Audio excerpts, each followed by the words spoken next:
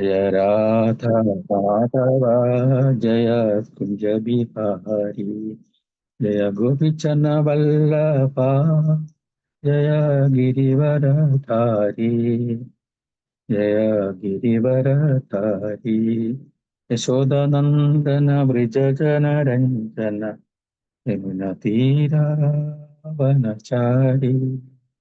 यमुना तीरावनचारी जय राधा माधव जय कुंज बिहारी जय गोपीचन वल्लभा जय गिरिवरधारी जय गिरिवरधारी हरे कृष्ण कृष्ण कृष्ण हरे हरे हरे राम राम राम हरे हरे हरे कृष्ण कृष्ण कृष्ण हरे हरे हरे राम राम हरे हरे हरे कृष्ण कृष्ण कृष्ण हरे हरे हरे राम राम राम हरे हरे ओम नमो वसुदेवाय ओम नमो भगवते वासुदेवाय ओम नमो भगवते वासुदेवाय नारायणं नमस्कृत्यं नरं चैव नरोत्तमं देवीं सरस्वतीं व्यासं ततो जयमुदीरये नष्टप्रायेषु भद्रेषु नित्यं भागवत सेवया भगवती उत्तमश्लोके भक्तिर्भवति नैष्ठवी मूकं करोति वाचालं लङ्घयेदेहिरं कृपामित्तमहं वन्दे श्रीगुरुदीनतारिणम् ശ്രീചൈതന്യമീശ്വരം ശ്രീപരമാനന്ദമാധവം.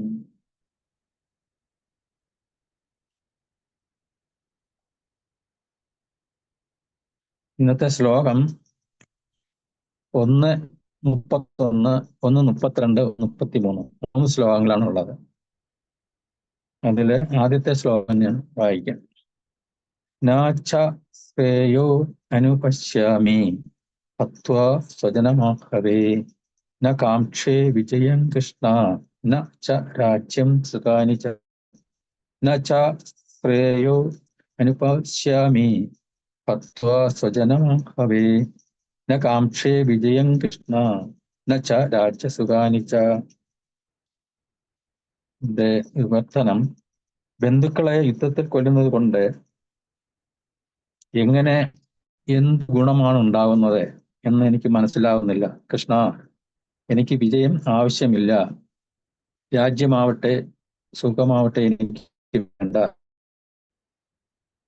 വാക്കർത്ഥം ഭാവാർത്ഥം ശ്രീപ്രഭാകർ ജയ്.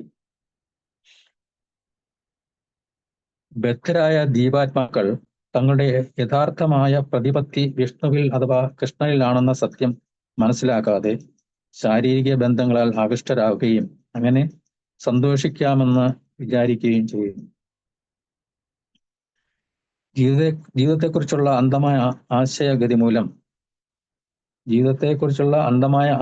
മൂലം ഭൗതിക സുഖാനുഭവങ്ങൾക്ക് കാരണമെന്നുകൂടി അവർ മറന്നുപോകുന്നു. ഒരു ക്ഷത്രിയന് വേണ്ടുന്ന ധാർമ്മിക നിയമങ്ങളെപ്പോലും അർജുനൻ മറന്നതുപോലെ തോന്നുന്നു. എത്രയും പ്രഭാപൂർണവും ജ്വലിച്ചുകൊണ്ടിരിക്കുന്നതുമായ സൗരമണ്ഡലത്തിൽ പ്രവേശിക്കുവാൻ 2 കൂട്ടർക്കേ അർഹതയുള്ളൂ എന്ന് പറയപ്പെടുന്നു. കൃഷ്ണന്റെ നിർദ്ദേശമനുസരിച്ച് യുദ്ധക്കളത്തിൽ വീണു മരിക്കുന്ന ക്ഷത്രിയനും ലൗകിക ജീവിതം ത്യജിച്ച് ആധ്യാത്മിക സംസ്കാരത്തിന് സ്വയം സമർപ്പിച്ചവനും ബന്ധുക്കളെ എന്നല്ല ശത്രുക്കളെ പോലും ഹിംസിക്കാൻ അർജുനൻ ഇഷ്ടപ്പെടുന്നില്ല. ബന്ധുക്കളെ കൊന്നിട്ട് തനിക്ക് ജീവിതത്തിൽ സുഖിക്കാൻ കഴിയില്ലെന്ന് ചിന്തിക്കുന്നത് കൊണ്ട് യുദ്ധത്തിന് ഒരുങ്ങുന്നതുമില്ല. വിശപ്പ് തോന്നാത്ത ഒരാൾ ഭക്ഷണം പാകം ചെയ്യാൻ ഇഷ്ടപ്പെടാത്തതുപോലെ നിരാശ കൊണ്ട് കാട്ടിൽ പോയി ഏകാന്ത ജീവിതം നയിക്കാനാണ് അദ്ദേഹം ഉദ്ദേശിക്കുന്നത്. പക്ഷേ ക്ഷത്രിയൻ എന്ന നിലയ്ക്ക് അദ്ദേഹത്തിന്റെ നിലനിൽപ്പിന് രാജ്യം ആവശ്യമാണ്. മറ്റേത് പ്രവൃത്തിയും ക്ഷത്രിയന് ഉചിതമല്ല. അർജുനന് രാജ്യമില്ല. ബന്ധുക്കളിൽ നിന്ന് തന്റെ അച്ഛൻ അവകാശപ്പെട്ട രാജ്യത്തെ തിരിച്ചെടുക്കാനല്ലാതെ അദ്ദേഹത്തിന് രാജ്യം നേടാൻ മറ്റൊരു പോംവഴിയില്ല. അതിന് അർജുനൻ ഒരുക്കമില്ലാതാനും. ഈ നിലയിൽ കാട്ടിൽ പോയി നിരാശപൂർണമായ ഏകാന്ത ജീവിതം നയിക്കാൻ മാത്രമേ തരമുള്ളൂ. അടുത്തത് 32-ാമത്തെ ശ്ലോകമാണ്. കിം നോ രാജ്യേന ഗോവിന്ദ കിം ഭോഗൈർ ജീവതേന വാ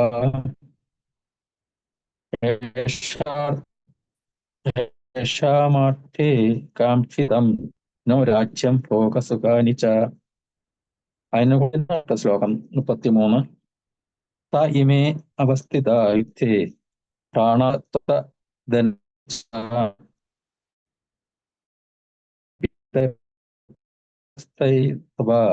ച പിതാമഹ ത ഇമേ അവസ്ഥിത പ്രാണാംസ്തത്യ ഭക്ത ധനാനി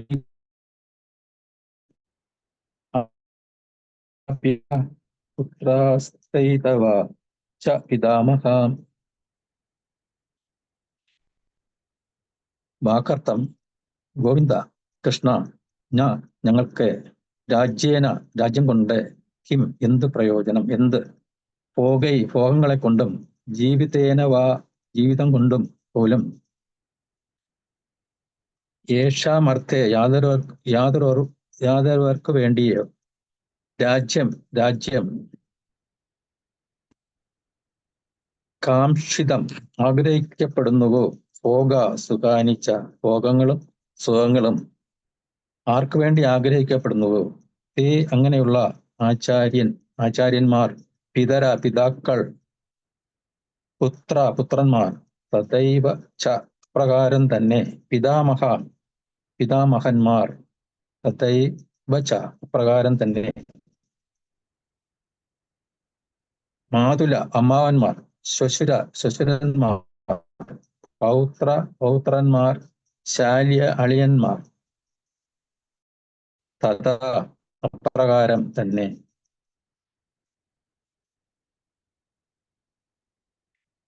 വിവർത്തനം ശ്രീല പ്രഭാതം.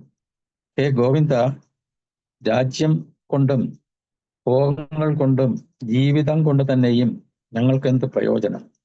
ആർക്കു വേണ്ടി ഞങ്ങൾ ഇതെല്ലാം ആഗ്രഹിക്കുന്നുവോ അവരെല്ലാം സ്വത്തും പ്രാണനും കൂടി ഉപേക്ഷിക്കാൻ തയ്യാറായി ഇതാ രണാങ്കണത്തിൽ നിൽക്കുന്നു. മധുസൂദന, ഗുരുജനങ്ങൾ, പിതൃമഹാന്മാർ, മഹാത്മൻ, മക്കൾ, അമ്മാവന്മാർ, ശ്വശുരന്മാർ, ശാര്യന്മാർ തുടങ്ങിയ ബന്ധുക്കളാണ് ഇങ്ങനെ മുന്നിൽ നിൽക്കുന്നത്.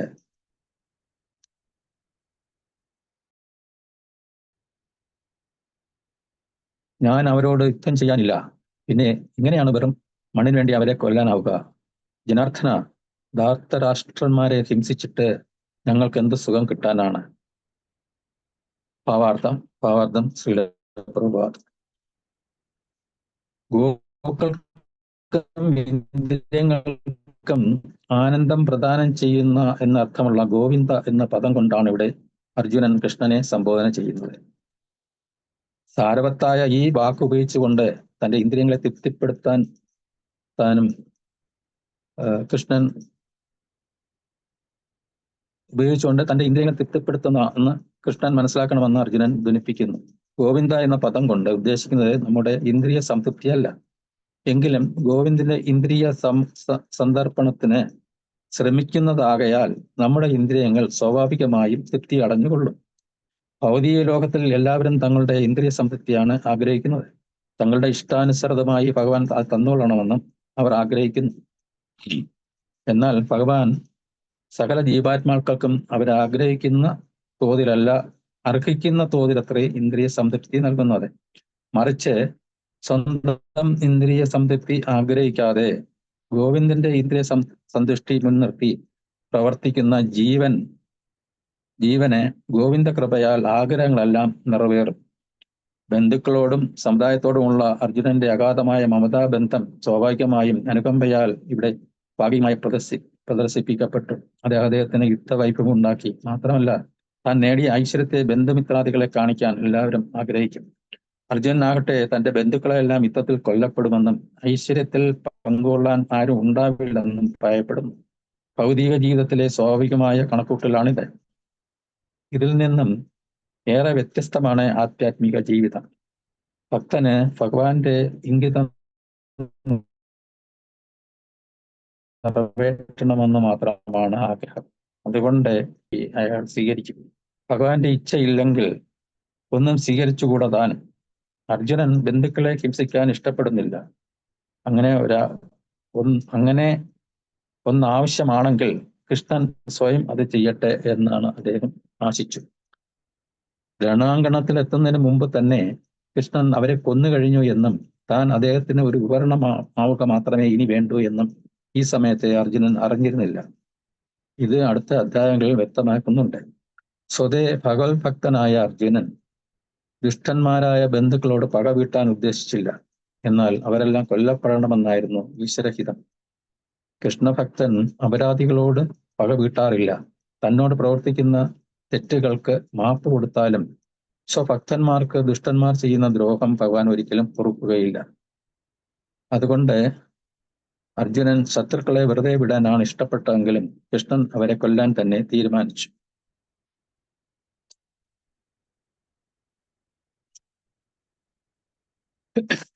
കൃഷ്ണ ഓം അജ്ഞാനതിമിരന്ധസ്യ ജ്ഞാനാഞ്ജനശലാകയാ ചക്ഷുരുന്മീലിതം യേന തസ്മൈ ഗുരുവേ നമഃ.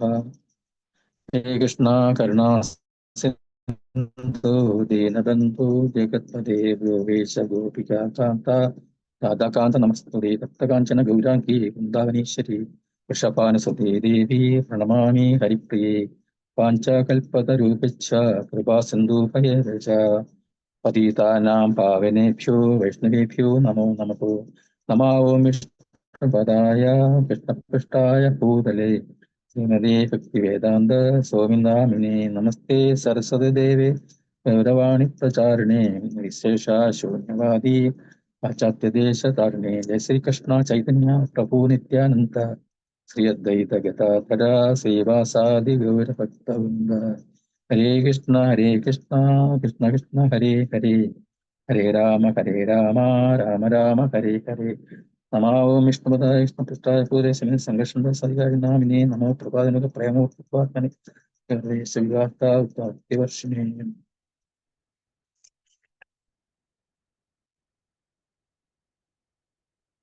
ഇന്ന് ഈ 3 ശ്ലോകം കൂടെ ഒരുമിച്ചാണ് പറയുന്നത്. ഇത് നമ്മള് ഭഗവത്ഗീത ഈ അധ്യായം കുരുക്ഷേത്ര ഭൂമിയിൽ നമ്മൾ നിൽക്കുകയാണ്.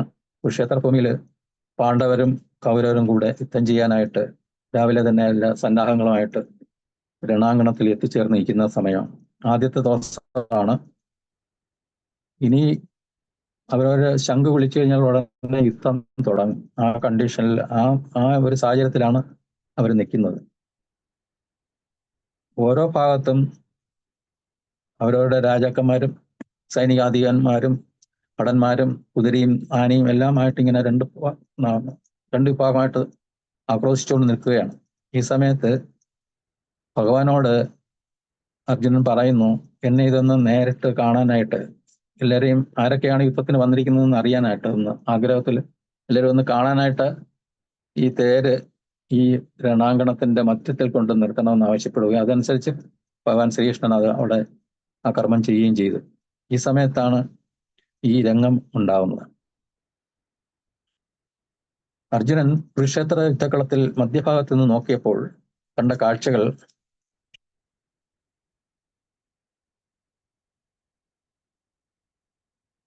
ഉടൻ ഉണ്ടാകാൻ പോകുന്ന ഒരു ഭീകരമായ അവസ്ഥയുടെ മുന്നൊരുക്കമായിരുന്നു.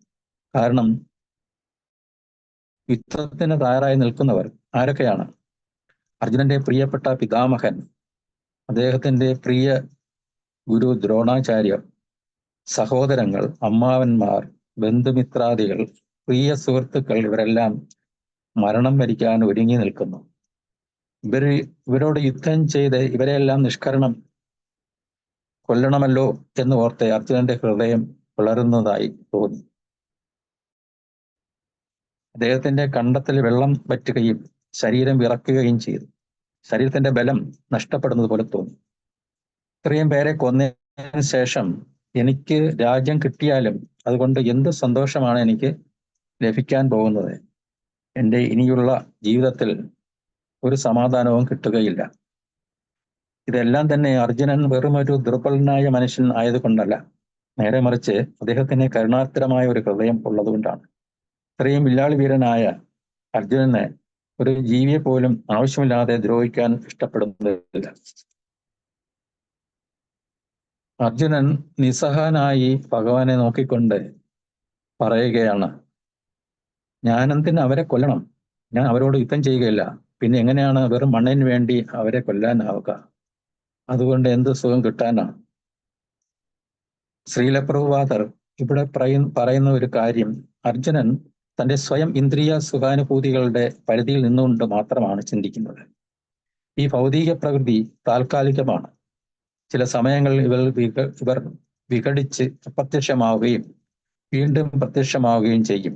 ഉദാഹരണത്തിന്, ജലം ചൂടാകുമ്പോൾ നീരാവിയായി അപ്രത്യക്ഷമാവുകയും തണുത്ത അന്തരീക്ഷത്തിൽ അത് ഘനീഭവിച്ച് മഴയായി വീണ്ടും പ്രത്യക്ഷത്തിൽ വരുന്നു. അത് താൽക്കാലികമാണെങ്കിലും ചില ഉദ്ദേശങ്ങളുണ്ട്. പക്ഷെ ഇതെല്ലാം നമ്മൾ ജീവാത്മാക്കൾക്ക് എപ്പോഴും മനസ്സാവുകയില്ല. ഭൗതിക പ്രകൃതിയിലുള്ള എല്ലാ വസ്തുക്കൾക്കും ഇത് ബാധകമാണ്. ആത്മാവ് രണ്ട് ശരീരത്താൽ ആവരണം ചെയ്യപ്പെട്ടിരിക്കുന്നു. ആന്തരികവും ബാഹ്യവുമായി ആയിട്ട്. ബാഹ്യമായി ഭൂമി, ജലം, വായു, അഗ്നി, ആകാശം. ആന്തരികമായി മനസ്സ്, ബുദ്ധി, അഹങ്കാരം എന്നിവയാലും ആവരണം ചെയ്യപ്പെട്ടിരിക്കുന്നു. ഇതിൽ ബാഹ്യ ആവരണമായ നമ്മുടെ ശരീരത്തിന് മാത്രമേ നാശം സംഭവിക്കുന്നുള്ളൂ. ആത്മാവിന് നാശം സംഭവിക്കുന്നില്ല. അത് നാശമില്ലാത്തതാണ്, ശാശ്വതമാണ്.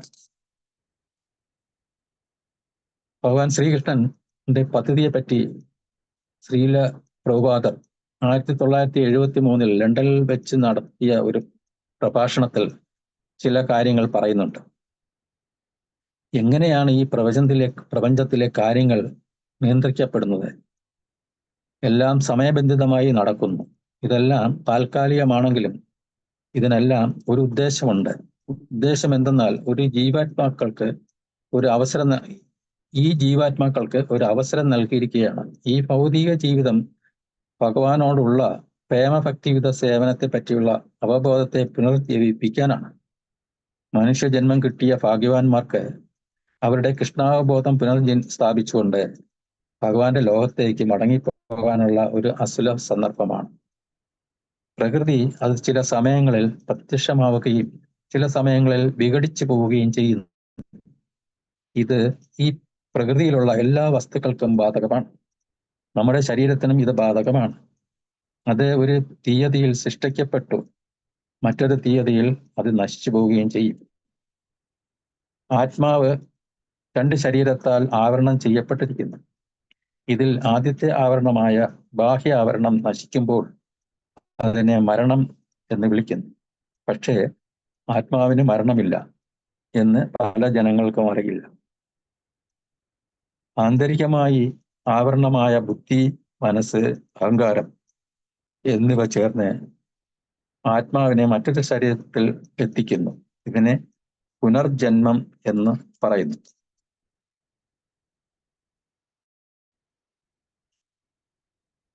മനസ്സാണ് ഈ ജന്മത്തിലെ ബോധത്തെ സൃഷ്ടിക്കുന്നത്. ആയതിനാൽ അടുത്ത ജന്മത്തിലെ ശരീരം നമ്മൾ തന്നെയാണ് കണ്ടെത്തുന്നത്. അതിന് ഉത്തരവാദി നമ്മൾ തന്നെയാണ്. ഭഗവത്ഗീതയിലെ അധ്യായം 9 25-ാമത്തെ ശ്ലോകത്തിൽ ഭഗവാൻ ഇങ്ങനെ പറയുന്നു: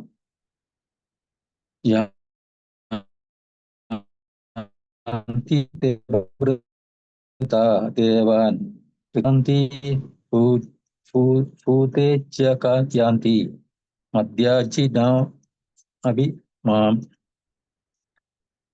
ദേവന്മാരെ ആരാധിക്കുന്നവർ ദേവന്മാരോടൊപ്പവും ജനിക്കും.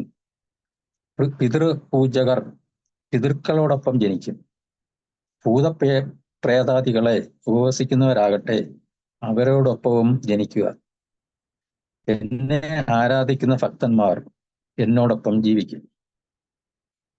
ഭഗവത്ഗീതയിൽ വിശദീകരിക്കുന്നത് എന്തെന്നാൽ, ഒരാൾ സത്വഗുണത്തിൽ ഇരുന്നാൽ മരണത്തിന് ശേഷം ആ ആത്മാവിന് ഉയർന്ന ഭൂഗോളങ്ങളിൽ സ്ഥാനം ലഭിക്കുമെന്നാണ്. ഇവിടെ അർജുനൻ യുദ്ധഭൂമിയിൽ വെച്ച് ഭഗവാനെ സംബോധന ചെയ്യാൻ മധുസൂദന എന്ന പേരാണ് ഉപയോഗിച്ചത്. കാരണം ഭഗവാൻ മധു എന്നു പേരുള്ള ഒരു അസുരനെ വധിച്ചിട്ടുണ്ട്. ഇത് ഓർമ്മിപ്പിക്കുന്നതിനാണ് മധു എന്ന് എന്ന അസുരൻ മധു എന്ന പേര് തന്നെ, അസൂന എന്ന പേര് തന്നെ അർജുനൻ ഇവിടെ ഉപയോഗിക്കുന്നത്. മധു എന്ന അസുരൻ ഭഗവാന്റെ ശത്രുവായിരുന്നു, അല്ലാതെ മിത്രമായിരുന്നില്ല. ഭഗവാൻ ശത്രുക്കളെ മാത്രമേ വധിച്ചിട്ടുള്ളൂ. എന്നിട്ടാണ് എന്നെ കൊണ്ട് ഈ മിത്രങ്ങളെ വധിക്കുവാൻ ആവശ്യപ്പെടുന്നത് എന്നാണ് അർജുനൻ ചോദിക്കുന്നത്. പക്ഷെ ഞാൻ ആരെയും കൊല്ലുകയില്ല. എന്നെ ആരെങ്കിലും കൊന്നാലും ഞാൻ ആരെയും ആക്രമിക്കുകയില്ല. ഇവിടെ അർജുനൻ വന്നുപെട്ടിരിക്കുന്നത് വളരെ സങ്കീർണമായ ഒരു പ്രശ്നത്തിലാണ്. സ്വയം അത് പരിഹരിക്കാൻ അർജുനനെ കൊണ്ട് സാധിക്കുന്നില്ല. ഈ പ്രശ്നങ്ങളിൽ നിന്ന് രക്ഷപ്പെടാൻ പലവിധ വാദമുഖങ്ങളാണ് അർജുനൻ സ്വീകരിക്കുന്നത് എന്ന് നമുക്ക് മനസ്സിലാക്കാൻ സാധിക്കും. യുദ്ധം ഉപേക്ഷിച്ച്, രാജ്യത്തിന് വേണ്ടിയുള്ള ആഗ്രഹം ഉപേക്ഷിച്ചിട്ട് വാനപ്രസ്ഥത്തിലേക്ക് മടങ്ങാനാണ് അർജുനൻ ആഗ്രഹിക്കുന്നത്. ബന്ധുക്കളെയും മിത്രങ്ങളെയും കൊല്ലാൻ അർജുനൻ ഇഷ്ടപ്പെടുന്നില്ല. അങ്ങനെ ചെയ്യണമെന്ന നിർബന്ധമുണ്ടെങ്കിൽ അത് ഭഗവാൻ തന്നെ ചെയ്യട്ടെ എന്നാണ് അർജുനൻ ചിന്തിക്കുന്നത്. ഒരു തികഞ്ഞ കൃഷ്ണഭക്തനായ അർജുനൻ ദുഷ്ടന്മാരായ ബന്ധുക്കളോട് പകവീട്ടാൻ ഒട്ടും ആഗ്രഹിക്കുന്ന ആളല്ല.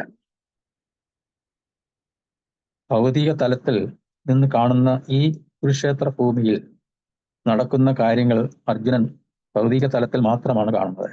പക്ഷേ വളരെ വളരെ ഉയർന്ന ഒരു ആത്മീയ തലത്തിൽ ഭഗവാൻ തന്നെ ആസൂത്രണം ചെയ്ത് നടപ്പിലാക്കാൻ പോകുന്ന ഒരു കാര്യമാണ് ഇത് എന്നെ അർജുനൻ ഇത് മനസ്സിലായിട്ടില്ല. രണാങ്കണത്തിൽ എത്തുന്നതിന് മുമ്പ് തന്നെ ഭഗവാൻ അവരെ കൊന്നു കഴിഞ്ഞു എന്നും താൻ അദ്ദേഹത്തിന് ഒരു ഉപകരണം മാത്രം ആയാൽ മതിയെന്നും അർജുനൻ ഈ സമയത്ത് അറിഞ്ഞിരുന്നില്ല. അർജുനൻ ശത്രുക്കളെ വെറുതെ വിട്ടയക്കാൻ ഇഷ്ടപ്പെട്ടില്ലെങ്കിലും അർജുനൻ ശത്രുക്കളെ വെറുതെ വിട്ടയക്കാൻ ഇഷ്ടപ്പെട്ടെങ്കിലും ഭഗവാൻ ആ രീതിയിലല്ല ചിന്തിച്ചത്. തന്റെ ഭക്തന്മാർക്ക് ദ്രോഹം ചെയ്ത ദുഷ്ടന്മാരോട് ഭഗവാൻ പൊറുക്കുവാൻ ഇഷ്ടപ്പെട്ടില്ല. ഭഗവാൻ അവരെ കൊല്ലാൻ തന്നെ തീരുമാനിച്ചു. ആയതിനാൽ അവരുടെ എല്ലാം വിധി നിശ്ചയിക്കപ്പെട്ടിരിക്കുന്നു. ഈ സാഹചര്യത്തിൽ അർജുനന്റെ വിലാപത്തിന് ഭഗവാൻ ഒരു വിലയും കൽപ്പിക്കുന്നില്ല. ഭഗവാന്റെ പദ്ധതിയെക്കുറിച്ച് ഭഗവാൻ തന്നെ പറയുന്ന 2 ശ്ലോകങ്ങൾ ഭഗവത്ഗീതയിലുണ്ട്. അത് നമുക്കൊന്ന് പരിശോധിക്കാം. ഭഗവത്ഗീത 4-ാം അധ്യായത്തില് 7-ാമത്തെ ശ്ലോകം. യഥാ യഥാ ഹി ധർമ്മസ്യ ഗ്ലാനിർഭവതി ഭാരത അഭ്യുത്ഥാനമധർമ്മസ്യ തദാത്മനം സൃജാമൃതം. യഥാ യഥാ ഗ്ലാനിർഭവതി ഭാരത തദാത്മനാ ശുചാമൃതം. എപ്പോൾ എവിടെ ധർമാചരണത്തിന് ക്ഷയം നേടുന്നുവോ അപ്പോൾ അധർമ്മം തഴച്ചു വളരുന്നുവോ, എപ്പോൾ അധർമ്മം തഴച്ചു വളരുന്നുവോ അപ്പോഴെല്ലാം ഞാൻ അവതരിക്കും ഹേ ഭാരത. എപ്പോൾ എവിടെ ധർമാചരണത്തിന് ക്ഷയം നേടുന്നുവോ, എപ്പോൾ അധർമ്മം തഴച്ചു വളരുന്നുവോ അപ്പോഴെല്ലാം ഞാൻ അവതരിക്കുന്നു ഹേ ഭാരത. അർജുനനോട് ഭഗവാൻ പറയുന്ന കാര്യമാണ്. യഥാർത്ഥ ധർമ്മത്തിന് ഹാനി തട്ടുകയോ അധർമ്മത്തിന് പ്രാബല്യം കൂടുകയോ ചെയ്യുന്ന സന്ദർഭങ്ങളിലല്ല സ്വഇഷ്ടപ്രകാരം ഭഗവാൻ പ്രത്യക്ഷപ്പെടും. ധാർമ്മിക പ്രമാണങ്ങൾ വേദസംഹിതകളാണ്. വേദോക്ത ചരണങ്ങൾ ശരിക്ക് അനുഷ്ഠിക്കാതെ വരുമ്പോൾ മനുഷ്യർ അധാർമികളാകും. ധർമ്മപ്രമാണങ്ങൾ ഭഗവത് ആജ്ഞകളാണെന്ന് വരുന്നു. ധർമ്മം തു സാക്ഷാത് ഭഗവത് പ്രണിതം. വൈദിക സിദ്ധാന്തങ്ങൾ ഒരാളെ കൊണ്ട് എത്തിക്കുന്നത് സ്വയം ഭഗവാന് സമർപ്പിക്കലാണ്. ആ പ്രമാണങ്ങൾക്ക് അസുരന്മാർ ഊനം തട്ടിക്കുമ്പോൾ ഭഗവാൻ അത് അവതരിക്കുന്നു. യഥാർത്ഥത്തിൽ ധർമ്മത്തിന് ഹാനി തട്ടുകയോ അധർമ്മത്തിന് പ്രാബല്യം കൂടുകയോ ചെയ്യുന്ന സന്ദർഭങ്ങളിലാണ് സ്വ ഇഷ്ടപ്രകാരം ഭഗവാൻ പ്രത്യക്ഷപ്പെടുന്നുവെന്ന് ഭഗവാൻ പറയുന്നു. ഇപ്പോൾ ഉണ്ടായിരിക്കുന്ന കാലഘട്ടം യഥാർത്ഥത്തിൽ കലിയുഗമാണ്. കലിയുഗത്തിന്റെ ആരംഭം ആയിക്കഴിഞ്ഞു. കുറച്ച് വർഷങ്ങൾ കഴിഞ്ഞിരിക്കുകയാണ്. ഇപ്പോൾ തന്നെ നമുക്ക് അറിയാം നമ്മുടെ ധർമ്മത്തിന് എന്തുമാത്രം ച്യുതി ഉണ്ടായിട്ടുണ്ടെന്നുള്ളത്. ഒട്ടനേകം വിദ്യാർത്ഥികളും അധ്യാപകരും തമ്മിലുള്ള ബന്ധം, ഗുരുശിഷ്യ ബന്ധം, ഗുരുശിഷ്യ ബന്ധത്തിലൊക്കെ തന്നെ വളരെയധികം മൂല്യച്യുതി വന്നു കഴിഞ്ഞു. എന്നും സ്കൂളുകളിലായാലും കോളേജുകളിലായാലും യൂണിവേഴ്സിറ്റികളിലായാലും ശരി തന്നെ അധ്യാപകരും വിദ്യാർത്ഥികളും തമ്മിലുള്ള കോൺഫ്ലിക്റ്റ് വളരെയധികം കൂടിക്കൂടി വരികയാണ്. എന്നാൽ ഇന്നത്തെ വിദ്യാർത്ഥികൾ അധ്യാപകരെയോ മുതിർന്ന ഹെഡ് മാസ്റ്റർ, പ്രിൻസിപ്പൽ എന്നീ ആൾക്കാരെ ഒന്നും തന്നെ അല്പം പോലും ബഹുമാനത്തോടെ സംസാരിക്കാനോ അല്ലെങ്കിൽ അവരോട് പെരുമാറാനൊന്നും തയ്യാറാവുന്നില്ല. ഇത് നമ്മുടെ വിദ്യാഭ്യാസത്തിന്റെ ഒരു സ്ഥിതിയാണ്. അത് ഈ സ്വാഭാവികമായിട്ടും ഈ കലിയുഗത്തിൽ ഉണ്ടാവുന്ന ഒരു കാര്യമാണ്. അതുപോലെ തന്നെയാണ് നമ്മുടെ ധർമാചാരണത്തില് ഒരു പ്രധാനപ്പെട്ട ഒരു കാര്യമാണ് വിവാഹം എന്ന് പറയുന്നത്. വിവാഹം രണ്ട് കുടുംബങ്ങളും അതുമായിട്ട് അവരുടെ ബന്ധുക്കളെയും കൂട്ടിയോജിപ്പിക്കുന്ന തരത്തിലുള്ളതാണ് വിവാഹം. അത് നമ്മുടെ ആയാലും നമ്മുടെ മക്കളുടെ ആയാലും ശരി തന്നെ നമ്മൾ വിഷ്ണുവിന് വേണ്ടി പ്രത്യേകം ഹോമം നടത്തി ആ ഹോമത്തിലെ അഗ്നിക്ക് സാക്ഷ്യം വഹിച്ചുകൊണ്ടാണ് നമ്മുടെ മക്കളെയെല്ലാം വിവാഹം ചെയ്ത് കൊടുത്തിരിക്കുന്നത്. ഇത് വളരെ വളരെ കാലഘട്ടമായിട്ട് ചെയ്തുകൊണ്ടിരിക്കുന്ന കാര്യങ്ങളാണ്. അത് കൂടുതൽ ഉന്നതിയിൽ വൈഷ്ണവ വിധി പ്രകാരവും വിവാഹം നടക്കുന്നുണ്ട് ഇപ്പോഴും. പക്ഷെ ഇതെല്ലാം തന്നെ ആളുകൾക്ക് സമയമില്ല എന്നുള്ള ഒരു കാരണം പറഞ്ഞുകൊണ്ട് ഇതിൻ്റെ ആചാരങ്ങളെല്ലാം ത്തിലൊക്കെ വെള്ളം ചേർക്കുകയും അത് ലോപിച്ച് കുറെ വർഷങ്ങൾ കഴിയുമ്പോൾ അതെല്ലാം അസ്തമിക്കുകയും ചെയ്യും എന്ന രീതിയിലാണ് ഇപ്പോഴത്തെ പോക്ക് കാണുമ്പോൾ നമുക്ക് തോന്നുന്നത്. ഇതുകൂടാതെ ഇതുപോലെ ബന്ധുക്കളെല്ലാവരും സഹോദരങ്ങളും ബന്ധുക്കളും അച്ഛനും അമ്മയും എല്ലാ സുഹൃത്തുക്കളും എല്ലാം കൂടി ചേർന്ന് നടത്തുന്ന വിവാഹമാണ്. അതിന് സമൂഹത്തിന് വളരെ ഉന്നതമായ ഒരു അംഗീകാരമുണ്ട്. അതില്ലാതെ വരുന്ന വിവാഹങ്ങൾ അതും നടക്കുന്നുണ്ട്. രജിസ്റ്റേർഡ് മാരേജ് എന്ന് പറഞ്ഞാൽ രജിസ്റ്റർ ഓഫീസിൽ പോയിട്ട് രണ്ടു കൂട്ടരും തമ്മിൽ അവരുടെ ഏറ്റവും അടുത്ത ബന്ധുക്കളോ അല്ലെന്നുണ്ടെങ്കിൽ സാക്ഷികളോ എല്ലാം വെച്ചുകൊണ്ട് വിവാഹം ചെയ്യാൻ സാധിക്കും. അതിനകത്ത് ചടങ്ങുകളോ അല്ലെങ്കിൽ മറ്റ് കാര്യങ്ങളൊന്നും ഇല്ലാതെ കൊണ്ട് വളരെ ചെലവ് കുറഞ്ഞ രീതിയിൽ ചെയ്യാനും പറ്റും. അത് നിയമപരമായിട്ട് അതിന് എല്ലാ അനുമതിയും കൊടുത്തിട്ടുണ്ട്. ഇത് കൂടാതെ രജിസ്റ്റർ മാരേജ് കഴിഞ്ഞതിന് ശേഷം നോട്ടീസ് കൊടുത്തിട്ട് ഒരു മാസം കഴിഞ്ഞ് രജിസ്റ്റർ ചെയ്ത് വിവാഹം രജിസ്റ്റർ ചെയ്യാനും സാധിക്കും. ഇതൊന്നും കൂടാതെ പുതിയൊരു വിവാഹ രീതി ഇപ്പം വന്നുകൊണ്ടിരിക്കുകയാണ്. അത് ആണെങ്കിൽ കോർപ്പറേഷനിലോ പഞ്ചായത്തിലോ രജിസ്റ്റർ ഓഫീസിലോ ഒന്നും പോണ്ട, ഒരു പൈസയും ചെലവുമില്ല. ആൾക്കാരെ കൊണ്ടുപോകാൻ വണ്ടി ഓടിക്കേണ്ട കാര്യമില്ല, ആൾക്കാർക്ക് കൊടുക്കാൻ സദ്യ കൊടുക്കേണ്ട കാര്യമില്ല, ഒന്നുമില്ല. പ്രായപൂർത്തിയായ പുരുഷനും സ്ത്രീയും ഒരുമിച്ച് കഴിയുക എന്നുള്ളതാണ് ഇപ്പോഴത്തെ ഒരു നിലപാട്. അതിനെ ആരെങ്കിലും എന്തെങ്കിലും ചോദിച്ചാൽ അവർ പറയുന്നത് ലിവിങ് ടുഗദർ എന്നാണ്. ഈ ലിവിങ് ടുഗദർ എന്ന് പറഞ്ഞാൽ അത് എത്ര നാളത്തേക്ക് കാണുമെന്നോ ആർക്കൊന്നും പറയാൻ സാധിക്കില്ല. അത് 1-2 വർഷം കഴിയുമ്പം അത് വിട്ടിട്ട് വേറൊരു ലിവിങ് ടുഗദർ ആകും. 2-3 വർഷം കഴിയുമ്പം അത് കഴിഞ്ഞിട്ട് അവിടുന്ന് അവർ വേറെ ലിവിങ് ടുഗദർ ആകും. അപ്പം ഈ രീതിയിൽ പോയി കഴിഞ്ഞാൽ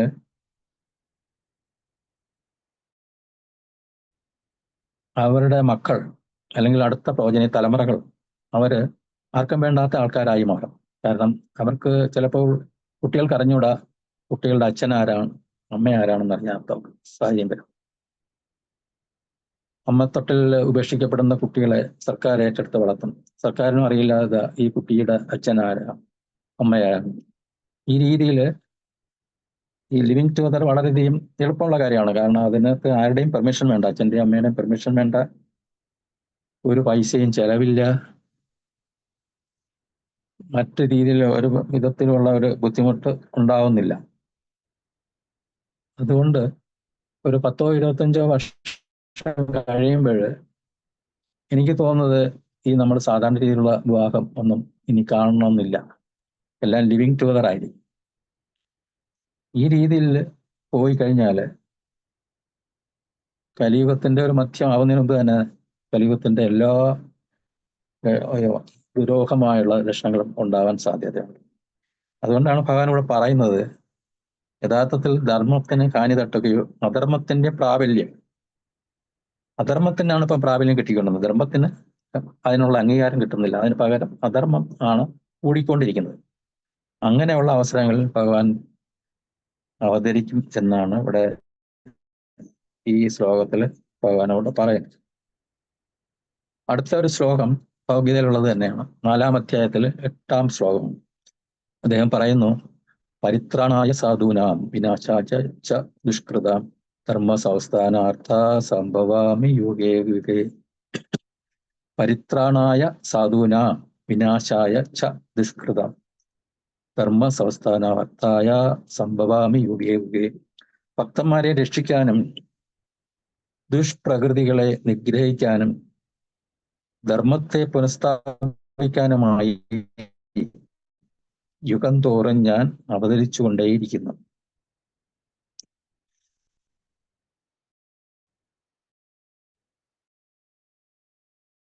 ഭക്തന്മാരെ രക്ഷിക്കാനും ഇരിക്കുന്നു. അസുരന്മാരിൽ നിന്നും എപ്പോഴും ഉപദ്രവമേൽക്കുന്ന തന്റെ ശുദ്ധ ഭക്തന്മാരെ സമാധാനിപ്പിക്കാൻ വേണ്ടിയാണ് വിശേഷിച്ചും ഭഗവാൻ അവതരിക്കുന്നത്. ശ്രീകൃഷ്ണ ഭഗവാന്റെ ദൈവിക സാമ്രാജ്യത്തിൽ നിന്നും പ്രപഞ്ചത്തിൽ ആവിർഭവിക്കുന്ന വ്യക്തിഗതനായ ഈശ്വരന്റെ രൂപത്തെ അവതാരം എന്ന് പറയും. ഭഗവത്ഗീത യഥാരൂപം എന്ന ഈ ഗ്രന്ഥത്തിന്റെ അവതാരികയിൽ ശ്രീല പ്രഭുപാദർ ഇങ്ങനെ പറയുന്നു: ഭൗതികതയാൽ മലിനമായിരിക്കുമ്പോൾ നാം ബദ്ധരാണ്. ഞാൻ ഭൗതിക പ്രകൃതിയുടെ ഒരു പരിണിത ഫലമാണ് എന്ന ധാരണയിലാണ് മിഥ്യാവബോധം പ്രകടമാകുന്നത്. ഇങ്ങനെ മിഥ്യാഹങ്കാരം എന്ന് വിളിക്കുന്നു. ശരീരബോധത്തിൽ മുഴുകിയിരിക്കുന്ന ഒരാൾക്ക് അയാളുടെ സ്ഥിതി അറിയാൻ സാധിക്കുകയില്ല. ഒരു വ്യക്തിയെ സ്ഥൂല ശരീരബോധത്തിൽ നിന്ന് മുക്തനാക്കാനാണ് ഭഗവത്ഗീത വിദിഷ്ടമായിരിക്കുന്നത്. ഭഗവാനിൽ നിന്ന് ഈ വിജ്ഞാനം സ്വീകരിക്കുവാൻ അർജുനൻ സ്വയം ആ നിലയിലാവുകയാണ്. ജീവനെക്കുറിച്ചുള്ള ശരീരബോധത്തിൽ നിന്നും മുക്തനാവുക എന്നതത്രേ അതീന്ദ്രിയത്തിന്റെ പ്രാഥമിക കർമ്മം. സ്വതന്ത്രനാവാൻ ആഗ്രഹിക്കുന്ന ഒരാൾ ആദ്യമായി തന്നെ താൻ ശരീരമല്ല എന്നറിഞ്ഞേ തീരും. മുക്തി എന്നാൽ ഭൗതിക പ്രജ്ഞയിൽ നിന്ന് മോചനം എന്നർത്ഥം. ഭഗവത്ഗീതയിലെ എല്ലാ ഉപദേശങ്ങളും ഈ പരിശുദ്ധ ബോധത്തിലേക്ക് ഉണർത്താൻ ഉദ്ദേശിച്ചുള്ളവയാണ്. അതുകൊണ്ട് ഗീതാപദേശത്തിന്റെ അവസാന ഭാഗത്ത് ശ്രീകൃഷ്ണ ഭഗവാൻ അർജുനനോട് നീ ഇപ്പോൾ പരിശുദ്ധ ബോധത്തിലാണോ എന്ന് ചോദിക്കുന്നതായി കാണുന്നു. പരിശുദ്ധ ബോധം എന്നാൽ ഭഗവാന്റെ നിർദ്ദേശം അനുസരിച്ച് പ്രവർത്തിക്കുക എന്നർത്ഥം. പരിശുദ്ധ ബോധം എന്നാൽ ഭഗവാന്റെ നിർദ്ദേശം അനുസരിച്ച് പ്രവർത്തിക്കുക എന്നർത്ഥം. അതനുസരിച്ചാണെങ്കിൽ ഇപ്പോൾ കുരുക്ഷേത്ര ഭൂമിയിൽ നിന്ന് വിലപിച്ചുകൊണ്ടിരിക്കുന്ന അർജുനൻ യഥാർത്ഥത്തിൽ ചെയ്യേണ്ടത് എന്താണെന്ന് നമുക്കിപ്പം മനസ്സിലായി കാണുമല്ലോ. അദ്ദേഹത്തിന്റെ ഭഗവാന്റെ നിർദ്ദേശം അതേപടി ശിരസ്സാ വഹിച്ചുകൊണ്ട് പ്രവർത്തിക്കുക എന്നുള്ളതാണ് ആ പരിശുദ്ധ ഭക്തന്റെ ഏറ്റവും അത്യാവശ്യമായ കടമ. അതാണ് അദ്ദേഹത്തിന്റെ ധർമ്മം. ഹരേ കൃഷ്ണ. ഈ ചെറിയ സംഭാഷണം ഇവിടെ അവസാനിപ്പിക്കുന്നു. എല്ലാ വൈഷ്ണവ ഭക്തന്മാർക്കും എൻ്റെ പ്രണാമം. എന്തെങ്കിലും തെറ്റുകൾ ഉണ്ടായിട്ടുണ്ടെങ്കിൽ അതെല്ലാം ചൂണ്ടിക്കാണിക്കാനും കൂടെ അപേക്ഷിക്കുകയാണ്. ഹരേ കൃഷ്ണ. ഹരേ കൃഷ്ണ പ്രഭു. താങ്ക് യു പ്രഭു. വളരെ നല്ല ക്ലാസ് ആയിരുന്നു. Thank you so much Prabhu. Hare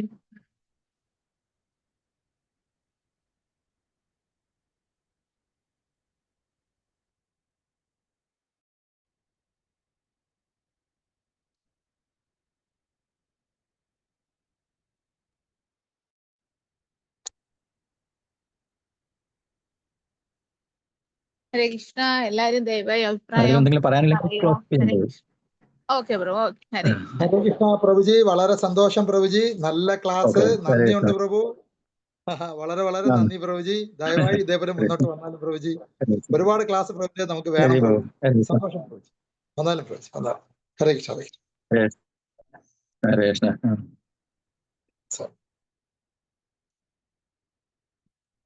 Hare Krishna. Hare Krishna Prabhu. Close ചെയ്യാം പ്രഭു. ക്ലോസ് ചെയ്യാം. Okay Prabhu. Thank you Prabhu. Hare Krishna. Pranam Prabhu. Pranam. Hare Krishna. Hare Krishna.